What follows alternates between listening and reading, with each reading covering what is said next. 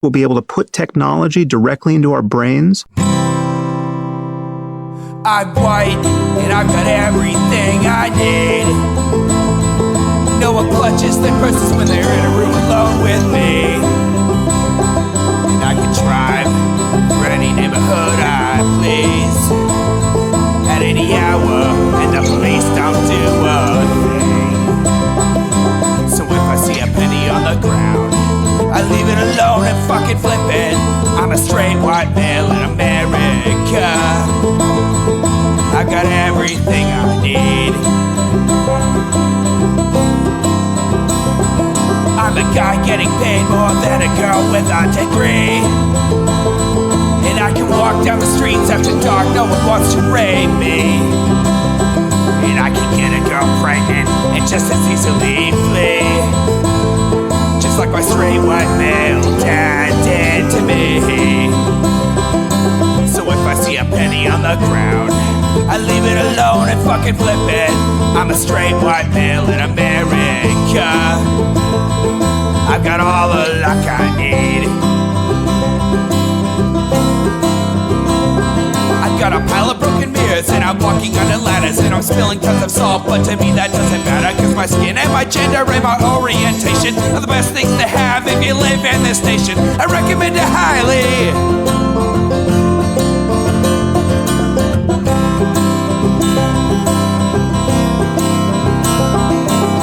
If I see a penny on the ground, I leave it alone and fucking flip it.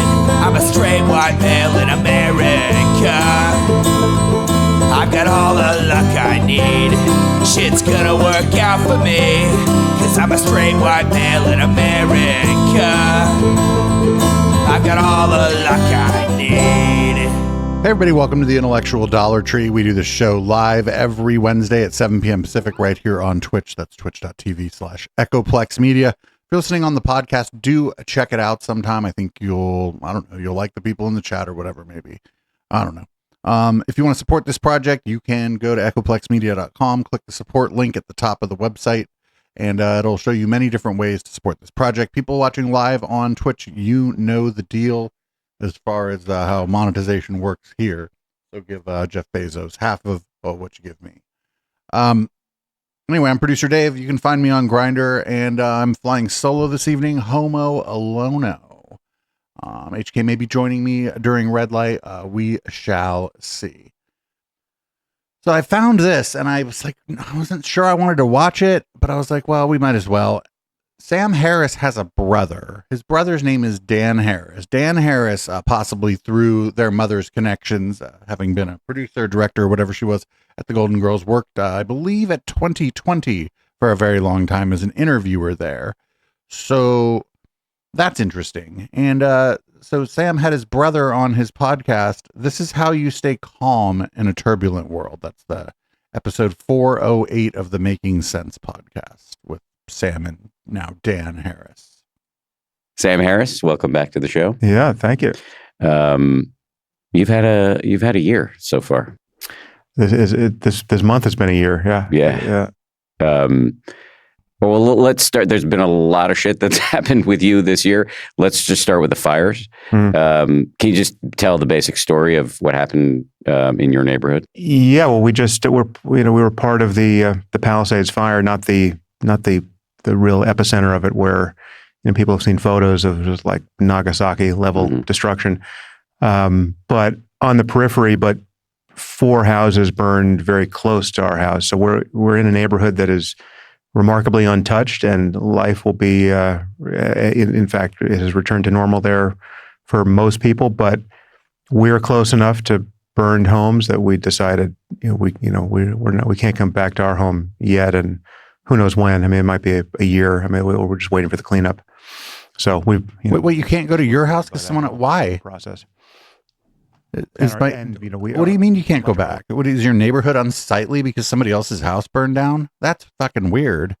Unless there's like safety issues, but I don't think there's going to be safety issues. Lives were in the Palisades. Our daughter's school burned down. I mean, lots of things changed about daily life as well. And obviously we know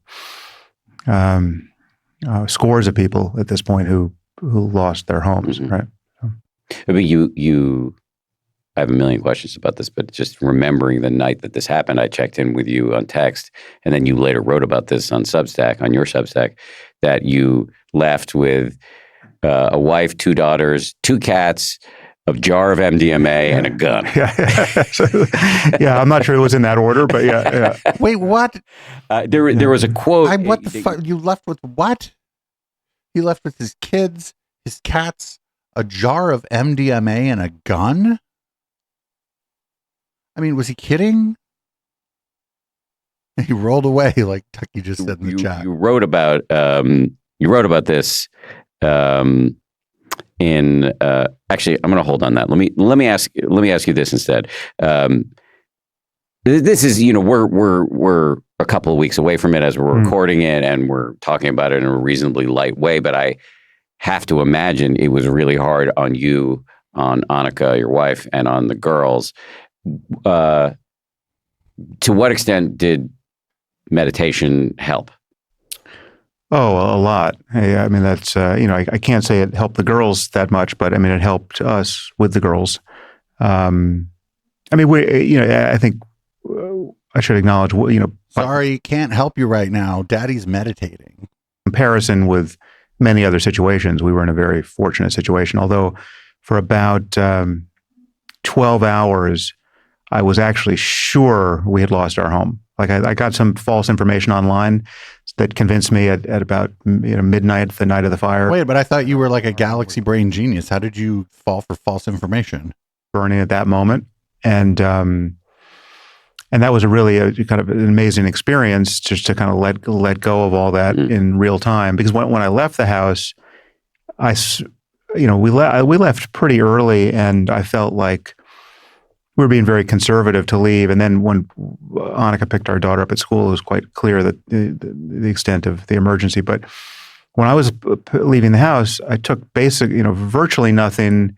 And That's because you're rich. I mean, I didn't just buy new. I think it was within the realm of maybe I guess I knew it was in the realm of possibility, but it did not seem likely that the fire was going to reach our house and or where our neighborhood, and I mean, much less burn down. It seemed to burn down half the city. I mean, it was just like at a certain point, the fire didn't burn down half the city. It's just that you live in Malibu, and so of course, oh man, why doesn't the entire city burn down? Like clearly, we can't stop this, and this is now in the flats of Los Angeles and in multiple places. And there was, as people know, there were many cases of arson, and it was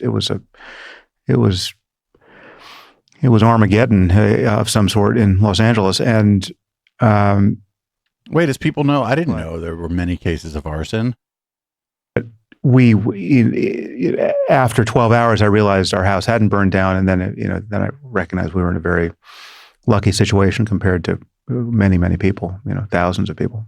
Yeah, it's a lucky situation, but it's incredibly stressful, and it really is a collision with the notion of impermanence. Yeah. The Buddhists win in situations like this. You realize that the impermanence. Oh, is that how you don't fucking freak out about your house burning down? Just be a Buddhist like Sam. It'll be fine. It's all subject to entropy. There's just there's nothing stable. Your body isn't stable. Your health isn't stable. Your relationships aren't stable. Your career isn't stable. Your house isn't. I mean, it's just it's constantly being shored up by effort to maintain it and improve it and diminish the chaos. But in a situation like this, you realize you just can't take anything for granted, really. I mean, what you can take for granted is it's all unstable and it can change at any moment. By what mechanism can one achieve some equanimity in the face of ceaseless change and entropy? Well, recognizing what you actually have in each moment, which is this moment of conscious experience and your ability to locate a feeling of well-being in the midst of that, or your failure to do that, right? So what you're constantly experiencing, whether you think of it in these terms or not, is this alternation between some state of contraction where you're unhappy, grossly or subtly, and you're you're responding to the world as though you have a problem that you must solve. And sometimes you do have a problem you must solve. I mean, in this case, we had the problem of, having to evacuate and having to find another place to stay, and et cetera, et cetera. So Finding another, I'm not saying fool, that you are worth so much goddamn money. You can just go buy another house. can just meditate your way, blissfully out of a situation without having to solve problems. But the question is always, how unhappy do you have to be to respond to this challenge in the world? And most of us, most of the time, even after we learn to meditate, are by default far more contracted and unhappy and perseverative and ruminating, self-lacerating, et cetera, than we need to be. You just don't. You can actually. I mean, and there are ways to have this epiphany or provoke this epiphany every time you lose it. One is meditation, but one is just a kind of reframing that many people are familiar with now based on the growing popularity of Stoicism. Oh, no. Oh, God. Oh, fucking Stoic. Yo, if you're at a dinner party or whatever and you start talking to somebody and they just happen to mention to you that they're interested in Stoicism, fucking talk to someone else. How much worse things can be, or could have been in this moment, right? And you can easily imagine a situation where if you were in that situation, you would consider your prayers answered if you could only be restored to the problem you are confronting right now, right? Like, you could have, you don't have the cancer diagnosis or the amputated limb or, everything to come back to the fire. You didn't lose everything you own, right? You just now have a different problem to solve. And if you had been in one of those buckets. Wait, what problem? Now his problem is like my neighborhood is blighted by some houses that are burned down and I can't go back to my house because it's ugly. Is what I'm guessing is going on here. Get out of it and into the one you're in now, right? So there's a way to actually just kind of reset and feel, okay, this is so much better than an adjacently possible alternative.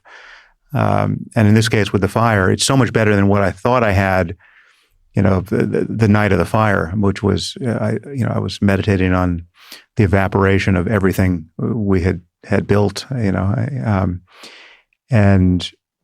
I was surprisingly, perhaps not surprisingly, but I was quite equanimous in the midst of that experience, thinking, at that moment, I'm lying in bed. I hadn't yet told the girls or Annika, but I had looked at my phone and I got, information that convinced me, again, it was around midnight or 1 a.m, that, okay, our house is burning right now, right? And then I would just meditated on that fact. It was just like one of those Buddhist graveyard meditations where you're just kind of meditating on the decay of the body, or you just what Buddhist graveyard meditation. This is, man, people who are like actual Buddhists, not like fucking like Southern California, like rich people. I want to seem more enlightened than you Buddhists must really be annoyed by this guy, right? Like people who are like from families where they've practiced Buddhism in their family for generations. This guy must annoy the shit out of them. He has to. He annoys the shit out of me, and I'm not interested in meditation at all. And there's something quite beautiful about it, to recognize that there's no. It would only be attachment to the idea of those things that would allow me to suffer in this moment. But non-attachment, it makes sense, absolutely makes sense, when you hear Sam Harris or Joseph Goldstein holding forth on it. And when your house is burning. Yeah. With no one you love in it. I mean, that's an important consideration. Fair enough. But, I think we feel some legitimate attachment to our possessions, hopefully not too much. Well, it's also like your house isn't like just a possession, right? If your kids grew up there and you and your wife have built a life together there, it's not so much like the wood, the stucco, the furniture, the carpet, the floor. It's not so much that as like the things that you remember that happened in the house. Like if my parents' house burned down, they have insurance, their house is paid off, they're doing fine. They'd be fine, but it would be a fucking tragedy because me and my sister grew up in that house. My parents grew old together, and that it would be a fucking tragedy. And it wouldn't be about the physical house, right? Like, come on, these people are supposed to be like super thoughtful or whatever, and they're not even saying this, right? That this is like it's about the things that happened there. Like, come on. I can make some defense of, caring about the state of your home. And also it's not just to give some more color to that. In this case, when I was thinking about it, it wasn't so much the possessions, but it was also just the amount of sunk cost with respect to time and attention that they represent. So he thinks about that stuff as sunk cost, the stuff that I say. And I think he means the same stuff. It's like raising your kids, building your relationship together, going through trials and tribulations that come with being maybe a married couple, especially if one of the people in that married couple is Sam Harris, although I'm probably no peach to be in a relationship with myself. But he's like, that's not really like, no, the reason, sure, like people, your house burns down, you have to go find somewhere to live, like lickety split, and that sucks. But like the thing that really sucks again is that all the memories, all the things that happened in that house, they're still there in your mind, but now the house isn't there. And it's like, we had designed the house, we had built the house, that was a whole process, and yeah, that's rich people shit. He lives like on the beach and had his house designed. That means he probably bought a piece of property, had whatever really nice house that was there torn down, and then had a fucking architect come in and build the house. That's not really I guess that's sunk cost, but like that's not how like a fucking a person like connected with their emotions, or I would say somebody who is Zen, as Sam likes to pretend he is, might think about this. I don't think about just the thousands of books you have collected, and like all the choices that created that. Yeah, losing the books kind of sucks too, because you might not remember all the books that you had, and you might like be walking. He probably has a fucking library or whatever in his house. And you might walk into the library and forgotten about a book, and then pick it back up and reread it. Yeah, if the book's gone, you might not rebuy it, I suppose. Like that kind of stuff. Yeah, and the book's a possession, but it's more about like what you learned from the book. That material circumstance. Is there so much time? Yeah. It's like it looks in retrospect, when you imagine it all evaporating, you just think, wow, that was, I spent a lot of time. What really sucks in these fires is the renters, right? You're renting a place. A lot of the places were kind of well-to-do, but some of it was like normal working class. And your fucking apartment building burns down. Well, it's not like you have insurance, right? It's a lot different when you're renting. Gathering all that stuff. And we're all going to have, obviously, at the end of our lives, we're all going to have that analogous reflection. We don't need a fire for that. The fire is burning in our bodies at this very moment. But it's just when you think about, it's kind of a reset. It forces a reset of your priorities. What you have is your time and attention. Yes. So just drilling into that moment, you're lying in bed, you've gotten this information, which thankfully turns out later to be wrong. I can hear two things thus far in this conversation, and I can imagine at least a third that would help you manage it after, 40 years of contemplative practice in your own life. I might be wrong about my math on this, but that's exactly 40 years of contemplative practice. You manage it because you don't have a choice. Like if you're pretty sure your fucking house burned down, you have to manage it, especially if you have a family and you have kids. You don't really have a choice but to manage it. It isn't really about contemplative practice, right? It's about your kids at that point, right? It's got to be about the kids. It's got to be about like the kids can't see me freaking out, right? I need to tell the kids that everything's going to be fine, that, we lost a bunch of stuff, but what's important is that everybody and my jar of MDMA and my gun, I suppose, are safe. And that we're going to be fine, and that we're going to go, we're going to go stay with some family, or like, they could just go buy a house like the next day. One is the Stoic cognitive reframe of, from a certain perspective, if this bed was in a hospital and I had an IV drip of chemo, I would much rather be in the bed I'm actually in, contemplating the destruction of my home.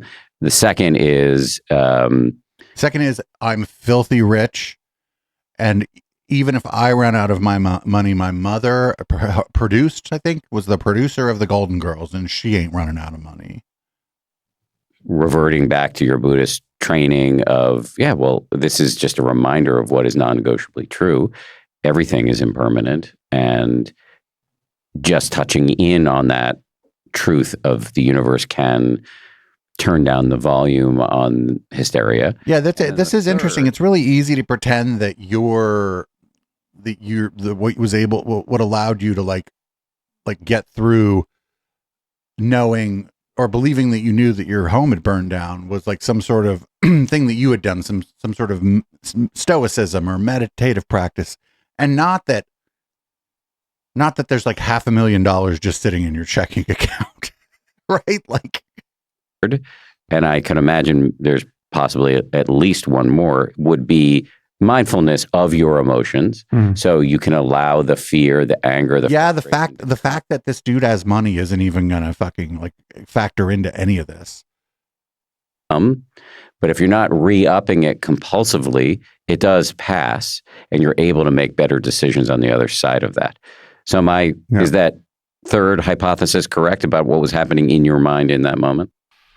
Yeah, well, actually, in that moment, I didn't have much fear or anger or anything to meditate on. There was much more equanimity than. Honestly, I was surprised at just how easy it was to let go of all our material possessions. Yeah, but that's because you fucking have enough. Like, you're rich. It's easy to let go of your material possessions when you're rich, because you can just replace all of them without thinking too much about it. Again, I'm in an incredibly fortunate circumstance. So like unlike many people, we had fire insurance, right? So like I knew this isn't like, you're losing all of your actual wealth because, the fire. Like even if I think this guy's so wealthy that even if his house got wiped out and he didn't get an insurance payout, that he'd be just able to just go buy another house like it or have another house built like it. I think this guy's like that kind of rich. Not just from like him being like a famous podcaster or whatever, but also just like family money. Earning everything you own and nothing's insured. And there are people in that situation too. But yeah, it was just there's Homeboy isn't worth like $100 million, but he's worth more than 5, Again, it's once you have this module installed in your brain, once you've thought about impermanence as much as we have and use that thought to motivate a practice which allows you to let go of thoughts of past and future moment by moment. Mindfulness by another name. There's something, almost perversely satisfying about having to deal with a moment like that. Wait, what? Perversely satisfying? Like, like, what the fuck if you thought your house burned down again? The things I was thinking about was just like all the stuff that happened there, the memories, like the memories of your kids, like maybe the first year they were excited about Christmas, walking down the stairs or the spiral staircase or what, I don't know, do they have an elevator at his house? Who fucking knows? But coming down all like excited for the fucking, it's just for presents and stuff, but it's still like that place that happened is gone. Like, I don't know. When it was finished, like, how happy were you and your wife when the house was finished and you got to cook your first meal in the kitchen there? Like the place is gone. Like, this is such a weird, they're talking about this in such a strange way. I expect the same experience when, I get some terrible health diagnosis. This is on some level, we're training for those moments. Yeah. Where I more reliably fail, and this is actually on some level much more consequential because it's much more frequent. I fail in all the little moments in life where it's just a completely petty thing. Okay, that's a little bit of self-awareness there. Yeah, he failed. He had to leave Twitter because he was the pettiest motherfucker on Twitter, and his pettiness got him not like in trouble or anything, but made him look like a dumbass over and over and over again. If anybody remembers, there were 2 incidents where he was emailing with another like media figure or another like public figure. The first one was Noam Chomsky. He emailed Noam Chomsky. Noam Chomsky, the first couple emails, fucking just told him to fuck off. Was like, go away. I don't want to talk to you. I'm not that interested in what you're doing. Or, he was being polite. And then after he kept annoying Noam Chomsky started being kind of rude to him. And then Sam published the fucking emails out of pettiness, and he looked like an idiot. He looked like a jackass because he wouldn't leave this old man alone. And then the same thing more or less happened with Ezra Klein. He kept trying to like harangue Ezra Klein via email. Then he published the fucking emails, and again, Sam looked like an asshole because he was being a petty motherfucker and not just letting well enough alone and stop emailing these people. Yeah, he's petty as fuck.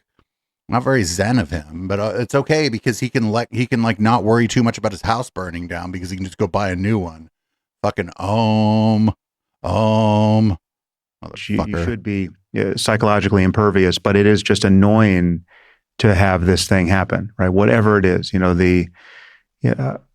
honestly, for me, it's something like I'm out in the world and I spill, food on a shirt, and I now have to spend like 4 hours out in the world with like tomato sauce on my shirt. That's the kind friend. Listen, if I have somewhere to be or whatever, and I spill my lunch on my shirt, friend, I don't have much money at all. Like, I'm a broke content creator. Friend, I'll just go buy another shirt. I know it sucks, but I'll just go buy another shirt. the kind of thing that just This dude can go buy the shop where they sell his shirts. just jams a stick into every gear in my emotional brain. That's worse than believing that everything in my house, everything I own is burning up. That's so crazy, but we talk about this. Well, I haven't talked about it as much, and I've usually talked for Sam Harris, right? When you have that much money, and it's not just that you have money. Again, it's that you have this giant fucking safety net under you. Again, mom was a self-made woman, actually. She has more money than anybody probably should have, but she fucking was one of the creators of the Golden Girls, which was an amazing show, very progressive for its time, broke a lot of barriers, especially the way we think about women and especially the way we think about older women. And here's Sam fucking freaking out because there's some spaghetti sauce on his Armani shirt. Like, what the fuck? Moment. Then I'm going to have to tell the girls the next morning that happened. Yeah. Right. Like honestly, in terms of, I have to tell my girls that I spilled spaghetti sauce on my shirt at lunch. Get the fuck out of here. Or does he mean tell the girls in the morning that the house burned down? Because that'd be tragic for the kids. Absolutely. The kids don't understand, right? The kids don't understand really. Depending on how old they are, I think his daughters are young, but I haven't looked in because that's none of my business really. I think his daughters are young.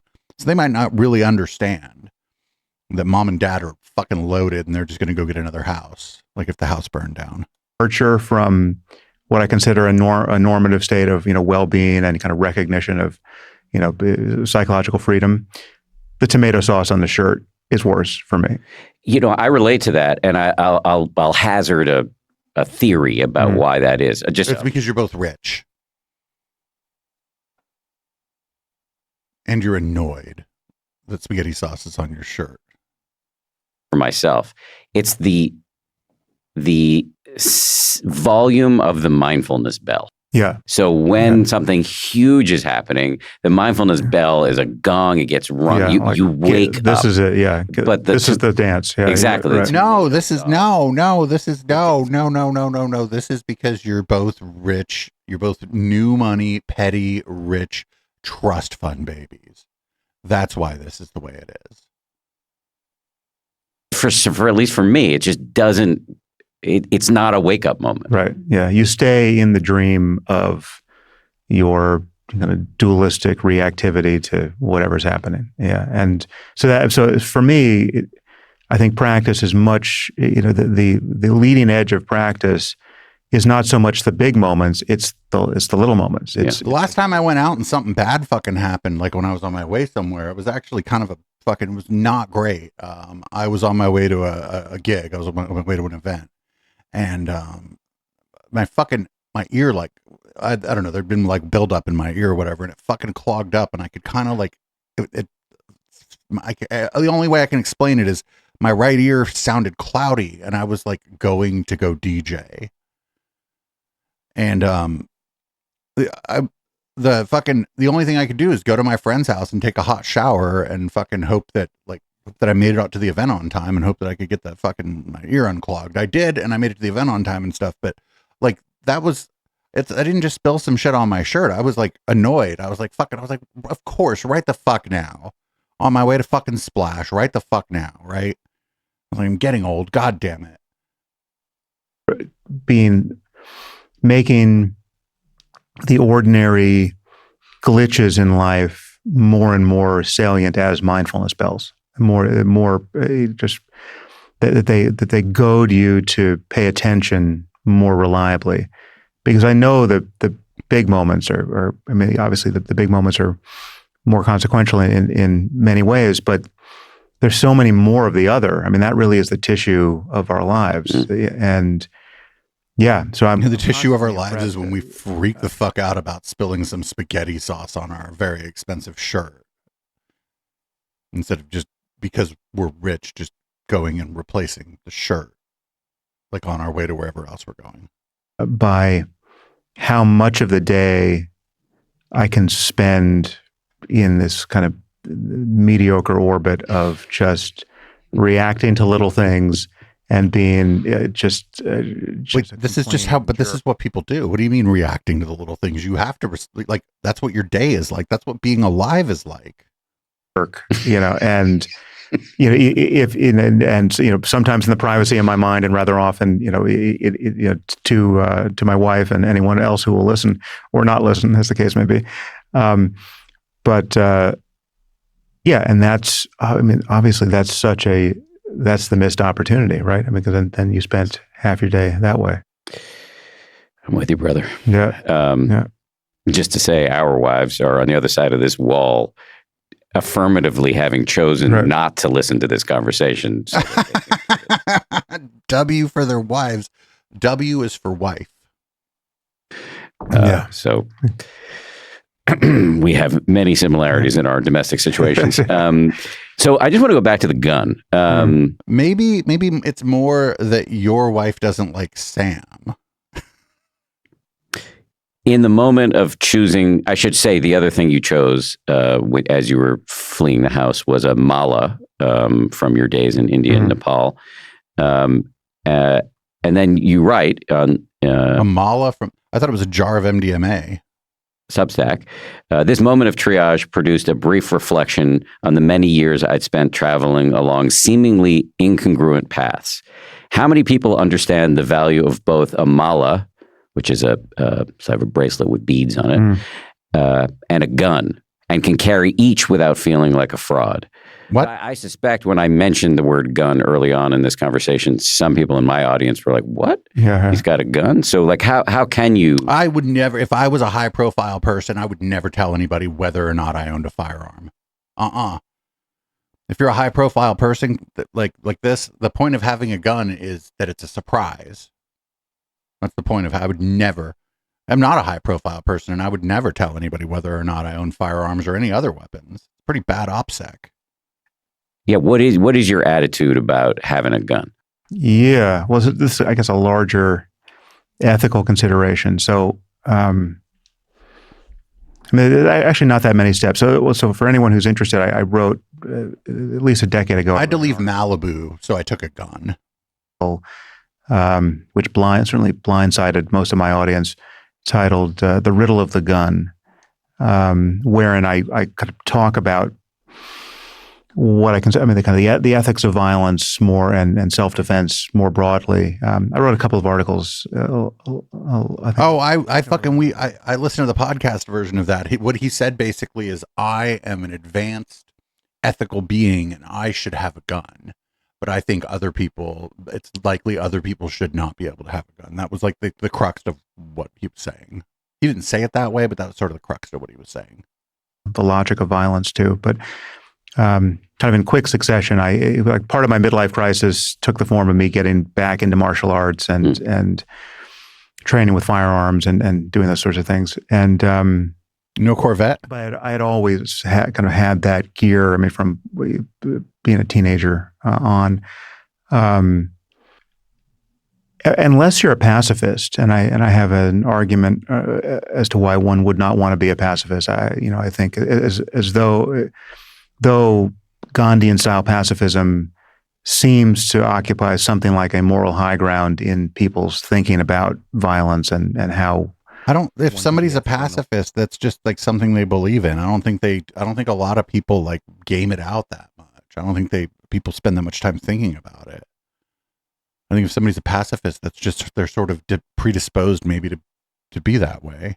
World, especially once one starts taking on, overtly spiritual, meditative, contemplative concerns, it's actually not a high point on the moral landscape, I would argue. I mean, I think being a pacifist is really just a way of outsourcing a real ethical consideration of violence to other people who are not pacifists. You're relying on the police, you're relying on Oh yeah, pacifists. That's like what group of people who trust the fucking police are pacifists. Get the fuck out of here. Has this guy ever even like considered like the arguments or met people who would call themselves pacifists?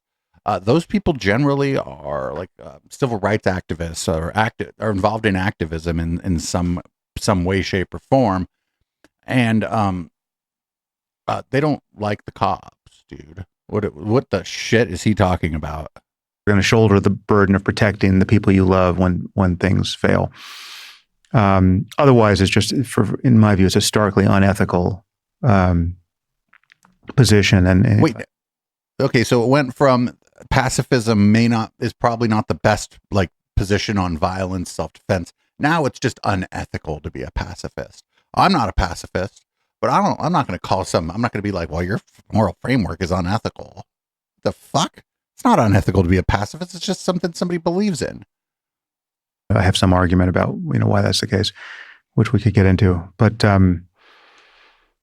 so once you decide you're not a pacifist, and we're just talking about in what situations is the use of force necessary and this is easy. Even pacifists probably think that even pacifists are going to probably agree with me.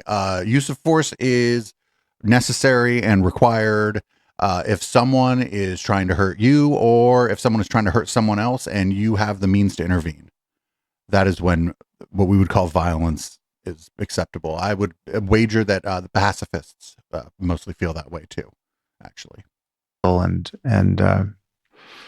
And then what is your relationship to that? And can you outsource everything or not? And I've just been around long enough and read enough books and seen and news stories to know that there are many situations. In fact, I've read enough news stories to know there are many situations. Well, yeah, I've read enough news stories too to know there are many situations. You could find yourself, threatened by violence where you can't. Well, lives in Malibu, dude. He's not threatened by violence. It's safe. LA is pretty safe. Like I live in Oakland. Oakland's relatively safe. Like what is he talking about? Effectively outsource your self-defense to the police, which is to say that in most American cities. How long do you think it takes the cops in Malibu to show up to Sam Harris's house? What, 2 minutes? 911 is not a self-defense strategy, right? It's a we're happy to have the police and we're happy to have them respond to crime and we want them to solve crime, but in almost every case, they're responding to the aftermath of whatever situation you were in that you managed to solve or not, before they got there. But then, so he has kids. I don't know how old his kids are, right? But now you have a problem. Okay, so you're like, I'm going to have a firearm for self-defense. Well, it's not really, firearms aren't really great for self-defense anyway. But now you run into problems like, well, I keep the firearm in a lockbox and I keep the ammo somewhere else. Okay, great. Now you might as well not have a firearm. Okay, now you're like, well, I keep the firearm and the ammo locked in the same box. Okay, great. Well, so what if the boogeyman comes to your house and you're somewhere where the gun isn't? Oh, you know what I'm going to do? I'm going to put guns everywhere, lock boxes with guns and ammo everywhere. All right, great. Now the boogeyman comes in, doesn't have a gun, somehow manages to get into one of the rooms that you're not in, breaks into your lockbox, gets your gun and your ammo. Now both of you are armed. Like, would you keep it in your fucking pocket? I mean, maybe keep it in your pocket. I don't know.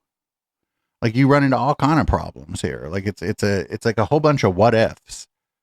I think if people want to have guns, they should have guns. I hope they do so safely. I hope if they have kids in the house that not only are they keeping the kids away from the guns, but they're also explaining to the kids that the guns can kill people and they should never touch them and they should leave them alone. But like you're not really protecting your family or yourself by having a gun, even if you're trained to use it, because you're operating under the assumption that you're going to be able to get to it in this minuscule chance that the boogeyman comes to your fucking house. And then the chances of something else happening are a lot greater, just statistically. I'm not saying don't have a gun if you want, but fucking understand that it doesn't make you a sharpshooter. Even if you are a sharpshooter, it doesn't mean that you're going to be able to use it to fucking defend yourself if some crazy thing happens. Run, have an escape plan. Literally, if there's somebody, if someone has broken into your house, if someone broke into my apartment, I'd be a little bit, but I mean, I wouldn't have, but I'd just jump out the window because I live on the first floor. I'd be like, you can have my apartment for now. Bye. So once you understand that, then the question is, even if you think it's a very low probability event and it's, you know, depending on where you live, it can be a higher probability than you think. No. So this is, okay. First of all, most times people break into someone's house, it's a burglary situation, right? They want your stuff. And like, honestly, like as stuff becomes more replaceable, as like things like your laptop become more and more useless for people who don't have the password because you have like an encrypted hard drive or you've BIOS locked it or whatever. I mean, my TV is useless to somebody else. If it gets unplugged, I have to put a code in to turn my TV on. Like as more and more things become useless, burglary becomes less lucrative. In the rare occasion that it's a home invasion, like almost every time that shit's personal. So like a good tactic to not have this kind of home invasion happen is to just not make a lot of enemies. What preparation do you want to have made to face a situation where, you know, someone comes into your home for the purpose of killing you and your family, right? Which, you know, I'm not worried about people stealing televisions. I'm worried about actual violence, right? People who, you know, come in. Well, at least he'll, you know what? He thinks that breaking into his house and stealing his television is not actual violence. So, I mean, we'll take the small victories where we can get them. Motherfucker watched Clockwork Orange too many times. Harming you. And just to say, sorry to interrupt you, you've had more than your fair share of death threats. I mean, so, I'm not talking to a regular Joe in this regard. Right. I mean, I have the same view of the situation, not being a public person, but yeah, when you add that component to it, it's not irrational for me to think about security and self-defense. And I mean, that's just, you know, that's been true for 20 years, at least. So, yeah, this is like, I mean, it's fine, whatever. But he's like eliminating, for somebody like him, for a public figure, you should never tell anybody if you have a gun. You shouldn't. Now, if somebody meant him harm, they would know that he's armed. And they would, I mean, I don't fucking think somebody should go fucking try to hurt Sam Harris or his family, but if somebody wanted to, now they'd know that he's armed. Or they'd know that there are guns in the home. And that's like if you're trying to do that, that's like a valuable piece of information, right? Oh, but this was a situation where I was anticipating, however dimly. I mean, again, when I left the house, it was not obvious that this thing was going to get totally out of control. But once it was obvious that it was going to get totally out of control, I mean, a few hours later, I was hearing reports of people looting homes. Yeah, but then you should have left your gun at the house. Your house could have defended itself. Like, what the fuck, dude? Yeah, I'm telling you, he grabbed his gun because he was afraid. He's like, I have to go out. Oh, what if we have to go into a bad neighborhood? He left. Oh man. I mean, like, I guess if you have to leave your house under these circumstances, it's probably a good idea to like at least secure your firearms. Make sure they're secured. If not, maybe take them with you. I don't know. Where we're sitting, right? And, you know, the cops just not responding. Like there's just the city's on fire, right? And people are looting neighborhoods that are being evacuated or will soon be evacuated. There were even I didn't reports- hear a lot of reports of looting in these fires. It's not that it didn't happen. I just didn't hear a lot of reports of it. I don't think. But what? How does that factor in you taking your gun when you leave your house? I don't understand. whether spurious or not. I never got to the bottom of them, but there were reports on social media that people were lighting fires so as to provoke an evacuation order so that they could loot the homes. This guy's well. That's because that you're on, dude. He's like, I don't know. I'm just gonna go look at social media and see. Oh, people are saying, oh, look at these black people in fucking L.A. lighting fires so they can go looting. They can go get a free TV. You didn't even bother to like find out if that's true or whatever. And now you're talking about it like all this time later. Like, what the fuck, dude? I thought this guy was like some critical thinker, some kind of like guy who like finds out what's true about the world and like helps convey it to his audience. And now he's just like spreading moral panic that he's like, I didn't even really, I don't know. I never found out if it's true or not, but you know. Right. There were definitely cases of arson. So were there? Once you're in that situation, then you realize, okay, you really can't rely on cops to necessarily protect you. And so, yeah. And the justification for a gun is, provided. This is really weird too. First of all, if you're a public figure, don't tell people you have a gun. They know you have a gun, and now they can, if they want to come kill you, now they know you have a gun, and to be prepared for that. But secondly, it's your right to own a gun. The Second Amendment in the United States, whether we like it or not, guarantees people who are, willing to follow a few regulations or whatever, the right to own a gun. So you don't gotta fucking sit here and like justify it to everybody on a podcast. It's almost like he's trying to convince himself. You're a responsible gun owner, which is to say, you know how to store a gun safely. But if you know how to store a gun safely, like all the fucking gun safety experts say that you should keep your gun and your ammo locked in two different places, and now like your gun's useless for home defense. Kids picking up guns and killing themselves or killing other people, by accident. Because you can store a gun safely. Yeah, by the time you get it stored safely enough that it's not a danger to your kids or maybe your kids' friends when they come over, now it's not really a useful tool for self-defense. Quick access to it. But the justification for a gun is very much as the odious organization, the NRA, would allege. It is the only thing that really equalizes your capacity to use force against somebody else. In the absence of a gun, even in the presence of other weapons, right? Even everything else becomes an athletic event, right? Like you are wise to expect that the younger, more aggressive, larger person is going to win. Code, he means black. Let's be honest here. When he thinks of someone and breaking into his house, he's thinking black person from Compton. Certainly the better trained person. You stack all. Friend, flee, leave, run. Have a plan with your family. If your house is broken into, flee, run. Like it's on fire. Get out of there. What, are you going to get in a fucking shootout with your fucking kids in the house? Get the fuck out of here. No, you're not. Those advantages, then there's nothing that the little old lady can do to defend herself, right?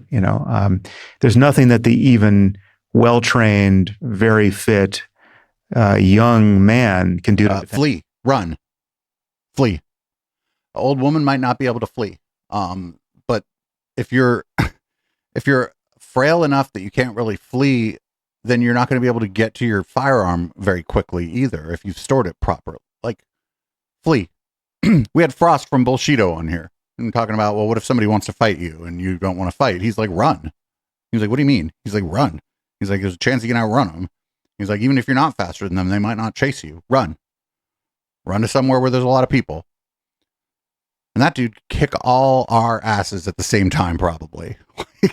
Defend himself against multiple attackers, right? I mean, the stuff you've seen, they're kind of 1 in 1,000 results where there are a few associated YouTube videos where you see one guy defeat 4 attackers because he's a boxer and he's being attacked by both. Homeboy should have ran. And he manages to defend himself. But normally speaking, it doesn't matter if you're a Navy SEAL. You're not, you can't defend yourself against. Oh, you know what a Navy SEAL would probably tell you to do? Run. Yo, run. Get out of there. I don't know. Like he says, think about this. He has kids in his house. He's imagining someone who breaks in. That person has a gun. Okay. Now they both have a gun. We assume that everybody isn't a fucking sharpshooter, right? So that like the bullets, if they do end up exchanging fire, the bullets are going to fucking go everywhere. So run. Have an escape plan. Have a plan to get the fuck out of the house if something bad happens. Like, what the shit is this guy on about? Multiple young guys who are not bozos, except if you have a gun, right? So a gun is an equalizer, and more importantly, it gives you. Except it could also, the gun could also, if let's say somebody breaks into your house and they are armed, okay, like, and they're willing to use the firearm if they see necessary or whatever. But let's say you just fucking throw your hands up and you're like, hey, you know what I'm gonna do? I'm gonna leave. Can I leave? I'm gonna leave. I'm gonna go out the back door. Can I leave? And they're like, shut up and sit down. Well, now you pull out a gun and now bullets are flying. Like now you've just escalated a situation. There's so many alternative responses here that seems like he's not considering. And he's also like just operating under the assumption that because he has a gun, he's going to come out ahead when someone else has a gun. And that's crazy to think that you're better with a gun than someone else. You don't know who that person is, or like fucking, or maybe they get lucky. Maybe you get unlucky. Maybe your gun jams. Who fucking knows? Get out, leave, run screaming like a bitch. I don't care. Run. And the only, really reliable weapon that gives you range from the problem, right? Like it's the only thing that, if someone kicks down the door of your house and you're in the living room, Friend, I bet this guy's door is not kick downable. 20 feet away from this person, you can defend yourself, right? You can negotiate. But then now your gun's like what is it in the fucking pocket of your recliner? Like, what do you mean you're in your living room? Well, where's the gun at? You can tell them to leave, and if they don't leave, you can defend yourself.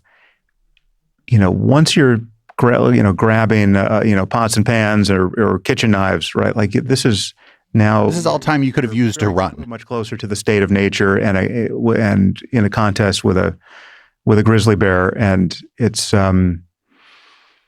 and again, many people don't want to think about these things. Certainly, most meditators, I think, when we're talking. Yeah, like there's this guy that will. I don't want to spend too much time on this, but there's this guy that used to hang out at my friend Pino's restaurant. He used to be a cop. He used to be a cop in Campbell.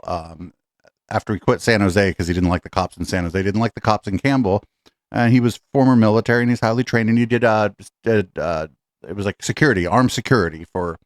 He said high profile people, and he didn't tell me who. We were kind of talking about stuff, and he was saying, hey, he's like, my job isn't to shoot somebody if I'm protecting you, if you're a celebrity. He's like, my job is to get you out of there. If some shit goes down, my job is to get you out of there. He's like, I have a gun and I will fire if I have to, but he's like, my job is to get you out of there. My job is not to shoot someone. He's like, if we start exchanging fire, I haven't done my job. And it was like really interesting to talk to this guy. And like, it sounds like this Sam Harris needs to go to Pino's and get drunk with this dude, because everything the dude said made fucking sense because it's his job. People who want to hear us talk about mindfulness, these are probably not the kinds of people who are also obsessing on the details of criminal violence. But, I have gone deeply down the rabbit hole of both. And, it is just simply a fact that when someone, in the rare case of, like a home invasion by, some sociopath who's decided that night that he wants to kill someone or rape and kill someone, or whatever it is. So I would dare people, just go look up the statistics on home invasion. It's almost always someone the victim knows or is known to the victim. In the case of Sam Harris, it could be some crazed person, right, who doesn't like his content or thinks he's a bigot or whatever. But that's actually not that common. And when that does happen to celebrities, it makes huge news. Huge news. You have many disadvantages stacked against you, right? Like this person has done this sort of thing before, in many cases, many times before. This person probably spent years in prison, right, and was released, right? He went to graduate school for criminal violence, and run. There are people like that in the world, and again, like, especially when you got his kind of money, right? You like have a fence, there's cameras along the fence, there's lights that light up, and you're like that you can see from your living room. If the light goes on, like you can see it from your living room. There's fucking you're even like just a fucking Ring doorbell and shit. You'll know somebody's there. And like if it's 11 o'clock at night and you're hanging out with your family and somebody comes to your door and you don't recognize them, walk out the back door of the fucking house. Or at least get everybody but you, if you're a tough guy, out the back door of the fucking house. And where you live, it could be a very low probability consideration such that it could seem completely paranoid to ever worry about it. But it's also paranoid to worry about plane crashes, certainly, and people worry about that. And we want to design our planes and our systems so as to really minimize that, the threat of that kind of destruction. And yeah, it's just not, it's not a 1 in a million chance that if you live in a big city, you might be the target of violent crime. It's more like But violent. Look, there's a big difference between being the target of a violent crime, like somebody assaulting you on the street, than fucking home invasion. And again, this dude lives in probably lives in a place with a lot of entrances and exits. Somebody's coming in the front door, leave, go out the back door. Fucking hop the fence to your fucking rich neighbor's house and call the cops. Like, what the fuck? If you have a gun, I guess take your gun with you, but get out of there. A 1 in 500 chance, depending on where you live. Mm-hmm. So, on this subject, 1 in 500 chance over how many years and of what happening? Again, I was following your writings. I always follow your writings closely, but I was following them especially closely in the wake of what happened here in LA with the fires. And there was a phrase in something you wrote that just kind of stuck out to me, and I'd be curious to hear what your intention was. This is where you're referencing the fact that people are breaking into homes and looting. And you say, when I later heard that some of these looters may also be arsonists setting fire throughout the city so that they can plunder the lives of everyone forced to evacuate, I noticed that the phrase police death squads had a nice ring to it. Right. Yeah. Oh no, he's like fantasizing about fucking imaginary people lighting more fires in the middle of a fire so that they can loot someplace, and then the police just going and fucking extrajudiciously killing them. I thought he said you couldn't count on the police for shit. And now, like, what the fuck, dude? Police death squad should never have a nice ring to it.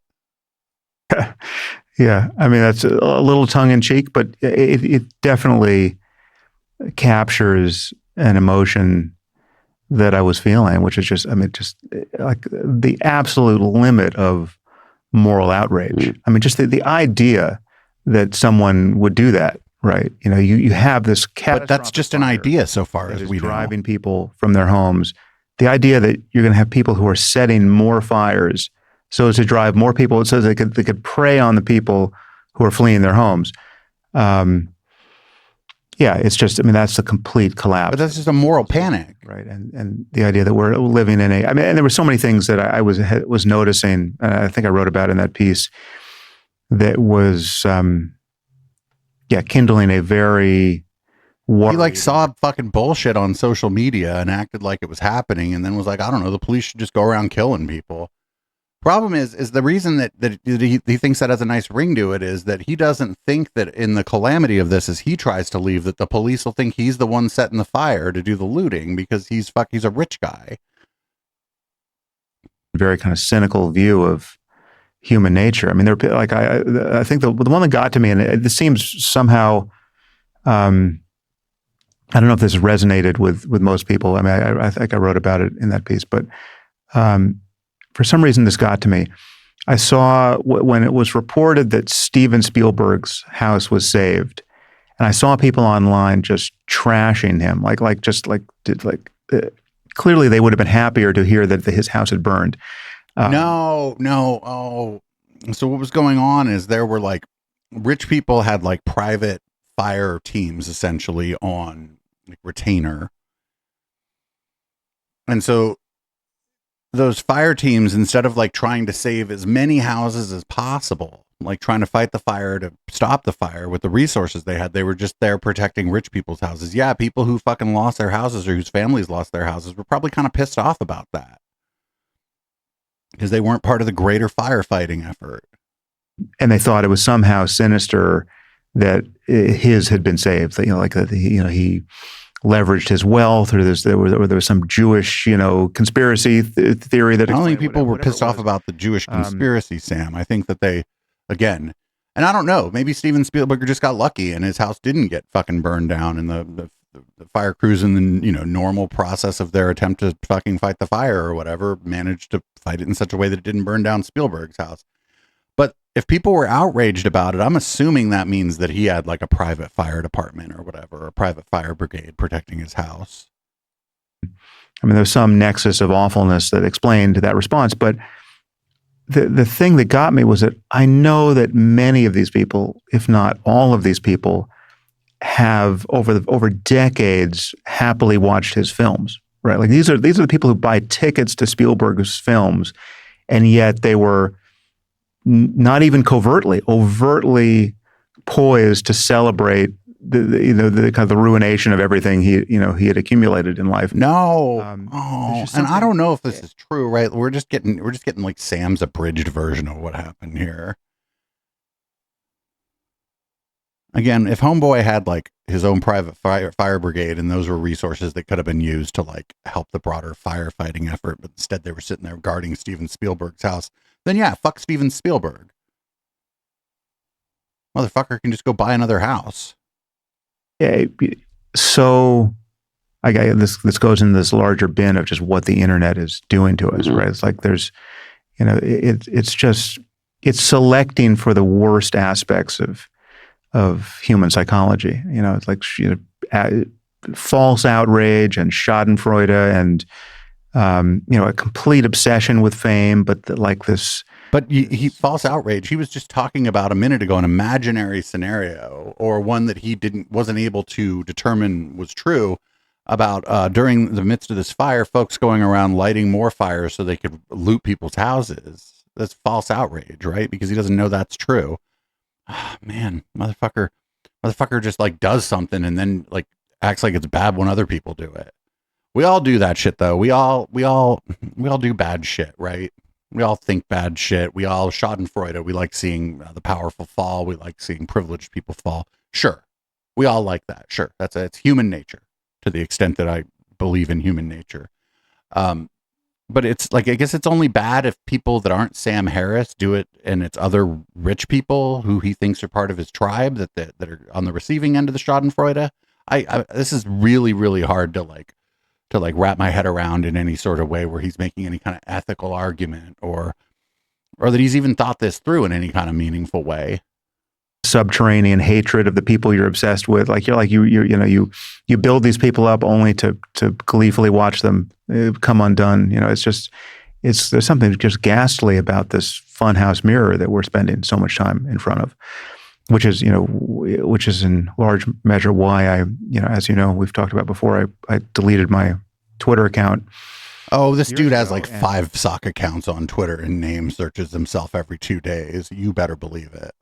I mean, I'm still embarrassed to say it. I mean, that was like the biggest life hack I've managed to find in it more than a decade of looking at life hacks. And I mean, it was the highest leverage move psychologically that I found in many, many years. It's just a fantastic change to my life.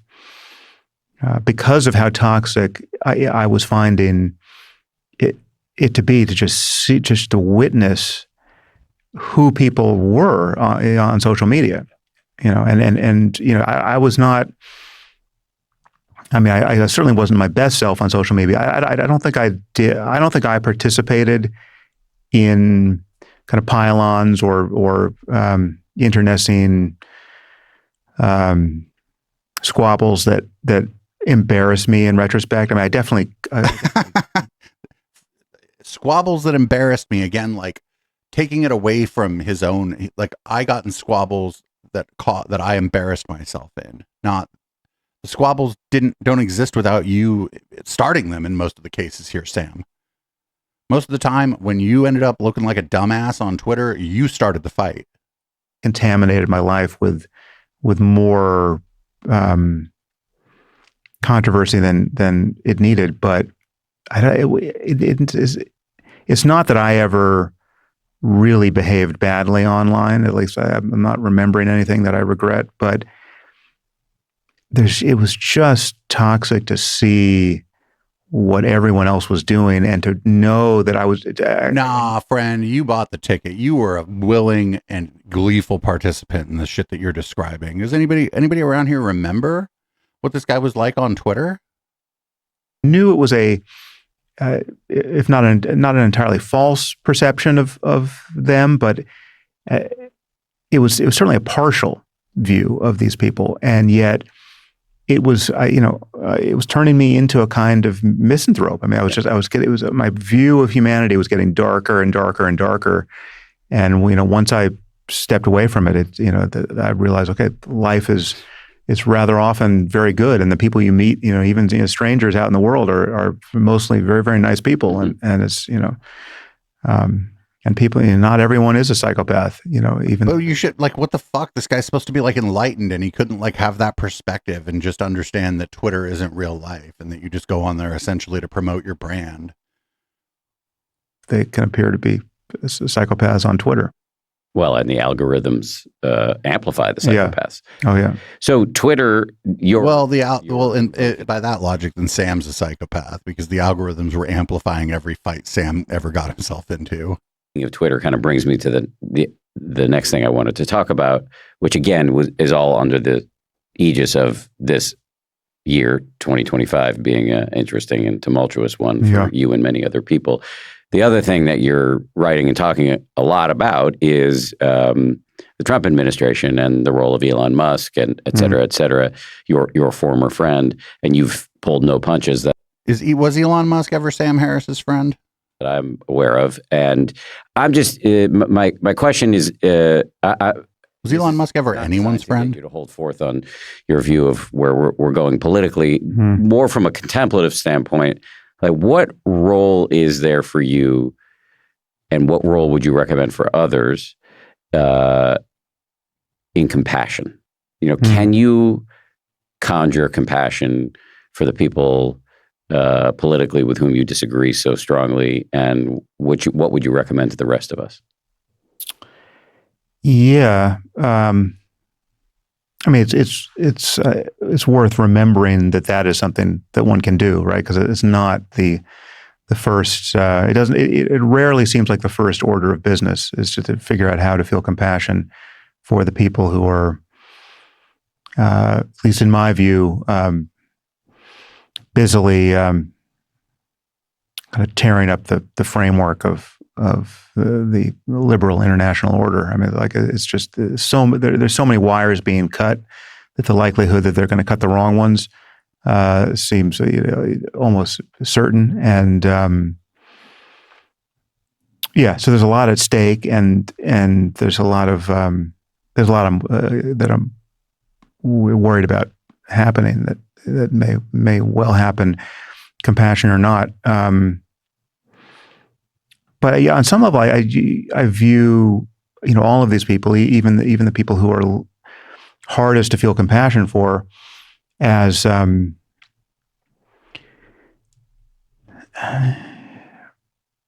mean, these are just analogies, but it's like everyone's a kind of a force of nature, right? It's like I don't tend to. I'm not really personalizing this. It's like I'd be worried about a hurricane or the fire we just spoke about. Like I didn't like the fire, but I didn't spend any time feeling hatred for the fire, right? Like hatred was not the mode. I wasn't seething with hatred thinking about this fire, right?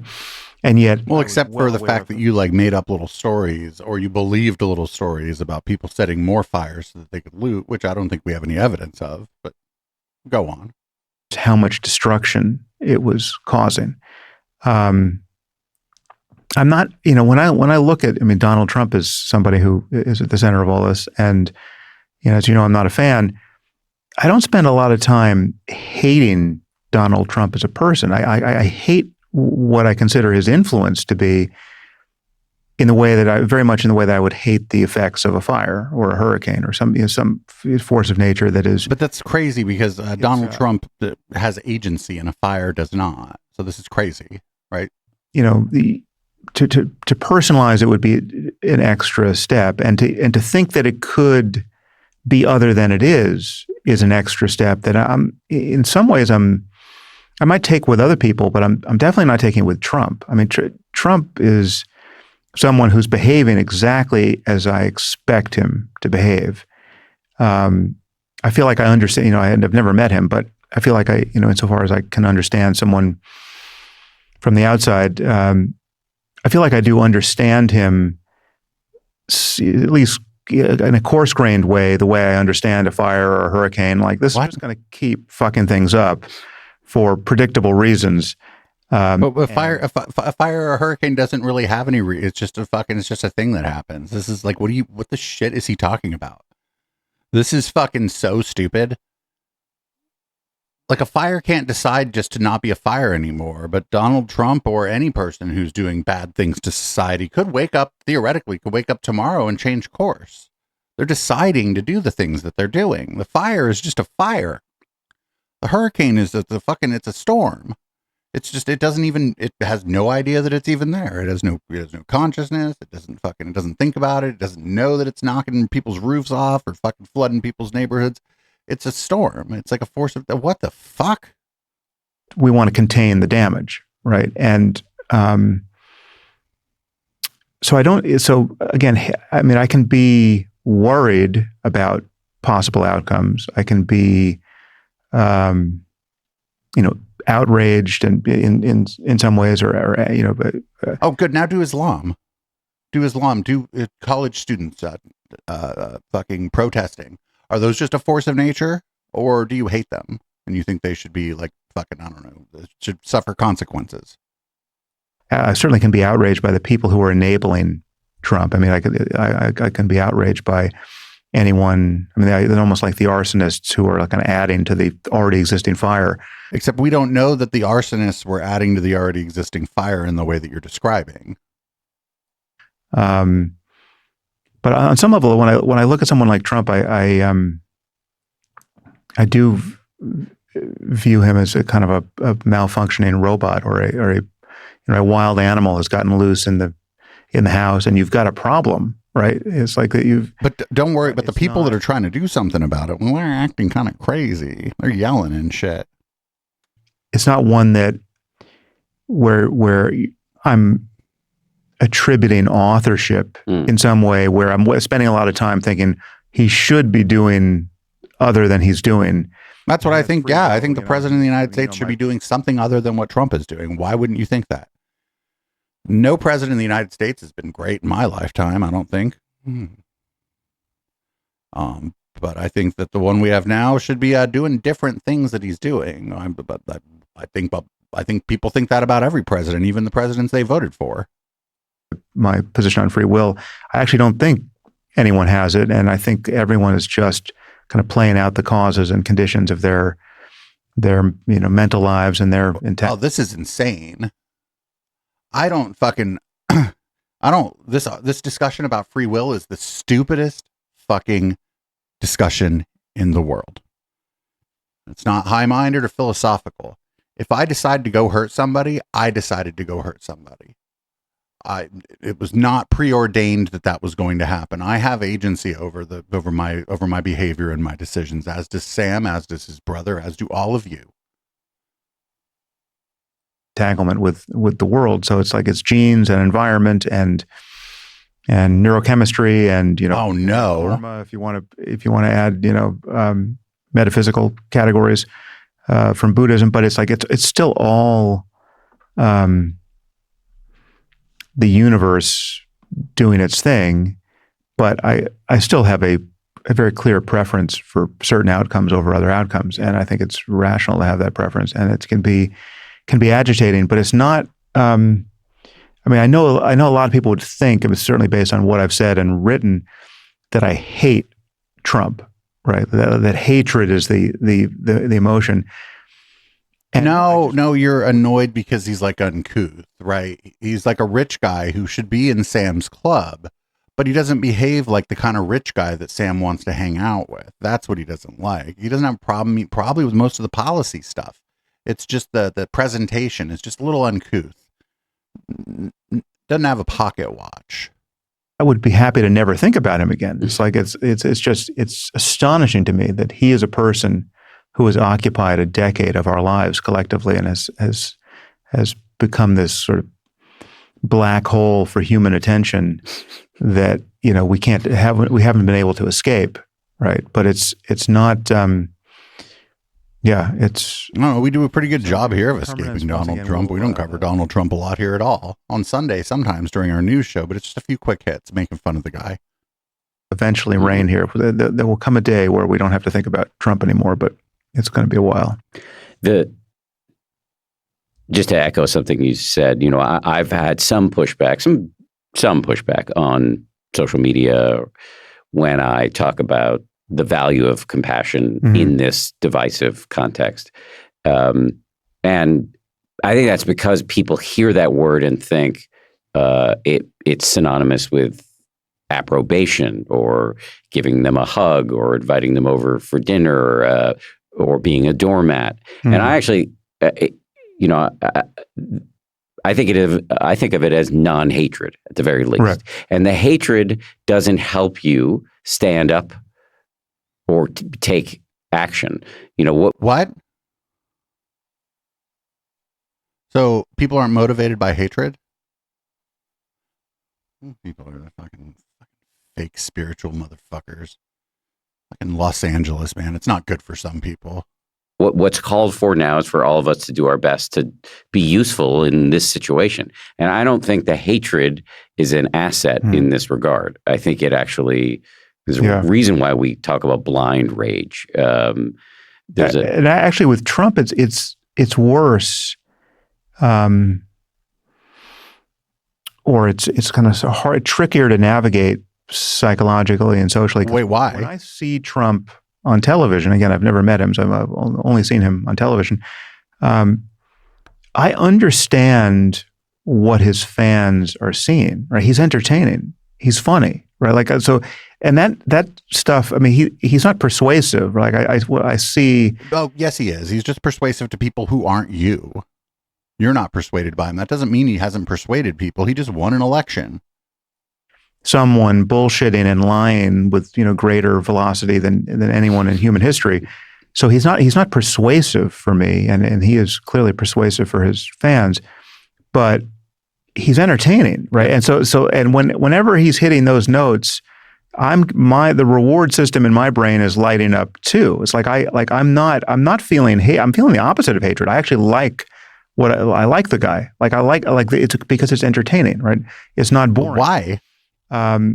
And so so somebody like the worst person in the world can crack a joke and now you like them?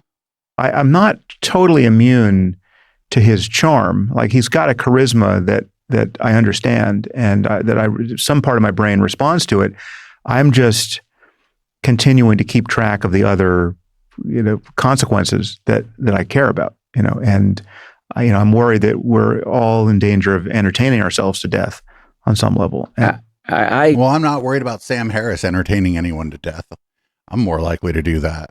Part ways with you just slightly there because, there are moments, I think you and I were talking about this at a dinner we were at recently, and I'm going to mention a current event that is recent for us, but by the time this posts in a month will probably have been forgotten and the tsunami of whatever fresh outrages await. just watching him in the Oval Office with Zelensky, and I'm not saying Why do you wait a month to publish your shit? he was blameless here, but that Oval Office with Zelensky, and I'm not saying Zelensky was blameless here, but Blameless? What the blame? Oh, dude. that was as clear a case, in my view, of bullying as. No, I did not. I did not see a man being bullied. I saw a man standing up to bullies. That's what I saw. To the extent that he could in the circumstances, he fucking stood tall, actually. Fuck this analysis. Yeah, is Zelensky perfect? No, he's the fucking politician. But homeboy stood tall. He did not capitulate to those fucking people. And as somebody who has been bullied in his childhood and was also a bully, it really jabbed at some of my cycle. I did not find him entertaining or likable in that moment. Yeah.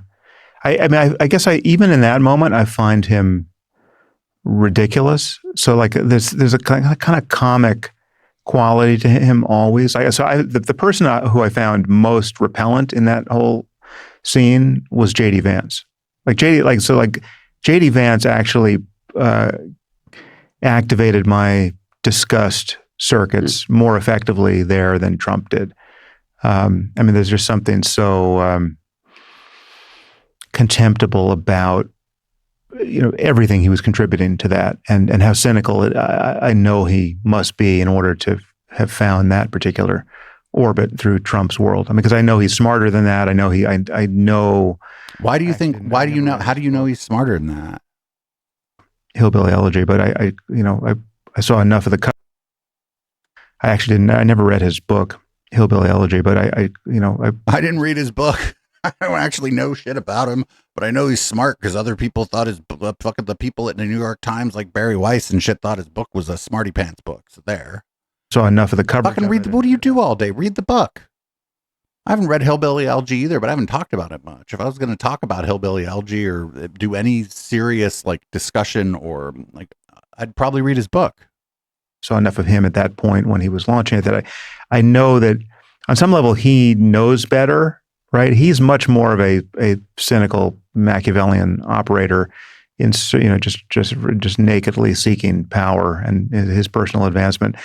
Trump is like a badly designed mind that is just always seeking the reward function of fame and money. Give me attention and money. How does this situation give me attention and money? Like that's all. He's like the perfect case of ADD mapped onto a landscape where attention and money are possible outcomes. Well, that's as good a place as any to end the podcast. That was kind of infuriating at the end there because he's like, and I think what he meant to say is he's like, J.D. Vance is one of my guys, right? He's a Peter Thiel kind of guy. And Sam Harris, I don't think he's friends with Peter Thiel or whatever, but he's like a Peter Thiel kind of guy. He's probably like interested in Curtis Yarvin's work and stuff like that. And I think that's like sort of what he was saying is that he thought that like, the New York Times or whatever was, fawning over his Hillbilly Elegy book for a while. So I thought like he must be really smart or whatever, but you don't know that he didn't write that shit in Hillbilly Elegy, like cynically to try to get attention. The parts of it that were progressive or like talked about the plight of the poor or whatever, you don't know that wasn't like the cynicism. And what you're seeing now, it might be the real J.D. Vance, or there might be some like combination of these things based on the circumstances that people find themselves in, which is what I think is probably the most likely scenario. That was fucking infuriating. Sam should meditate on this stuff more or less. Something. Meditate more, meditate less. I don't know. He'll figure it out. So, lately this show's been, it's been not great. I mean, whatever. The show's fine. The podcast numbers are, they're leveled off, but that's fine. But man, we need a good meltdown from one of these people or something, because these people they're all becoming like too mainstream almost, and it's becoming harder and harder to cover them. This isn't like a fringe thing anymore. This sort of podcast sphere or whatever is like incredibly influential. It has become the mainstream, and I feel like it makes it harder to cover. I think some of these people have gotten like publicists who like try to prevent them from having complete fucking meltdowns about things, so they're not as funny as they used to be. Maybe I'm just getting more cynical. I don't know. Probably some combination of those things. So anyway, that was the pod. If you're listening to the podcast, check us out live. It's Wednesdays at 7 p.m. Pacific, twitch.tv/Echoplex Media. Support the project. And as always, if you're watching live, listening live on the Icecast, whatever, stay put. I have to get up. I have to go to the bathroom. I have to pour a drink. And then we're going to go into Red Light. And I do believe my co-host will be joining me for Red Light. And I do have a fun announcement for during Red Light. So I'll see everybody in just a few minutes. This is Boomers by Periscope.